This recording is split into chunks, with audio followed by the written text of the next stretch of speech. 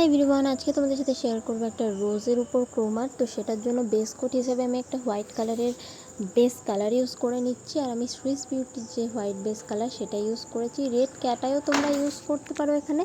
তাছাড়া রেড ক্যাটাই যদি না থাকে, রেডের সাথে সিলভার মিক্সড করে একটু গ্রিন কালারের ক্যাটাই মিক্সড করেও এটা করতে পারো।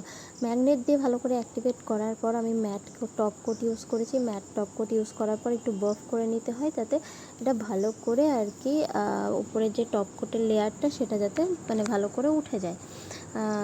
আর কোনো রকম ক্রোম ইউজ করলে সেটা যাতে না লেগে থাকে। তারপরে ইউজ করবো হচ্ছে পাপড়িগুলোর জন্য আমি একটা সিলসের পেন্টিং জেল ইউজ করেছি ব্ল্যাক কালার। ভালো করে আমি রোজ প্যাটার্ন করে এবার আমি করে নিচ্ছি দুটো পাতা। আর পাতার মধ্যে তোমরা যে কোনো কালার ইউজ করতে পারো। তারপরে আমি ক্রোম আর্ট করেছি, এখানে আমি গোল্ডেন ক্রোম আর্ট ইউজ করেছি। ভালো করে ক্রোম আর্টটা ইউজ করে নেওয়ার পর একটা স্পঞ্জের মাধ্যমে একটুখানি ভালো করে তোমরা এটাকে ক্লিয়ার করে নিতে পারবা। তারপরে টপ কোট ইউজ করার পর এটা হচ্ছে আমার ফাইনাল লুক। দেখো, তোমাদের সাথে শেয়ার করলাম কেমন।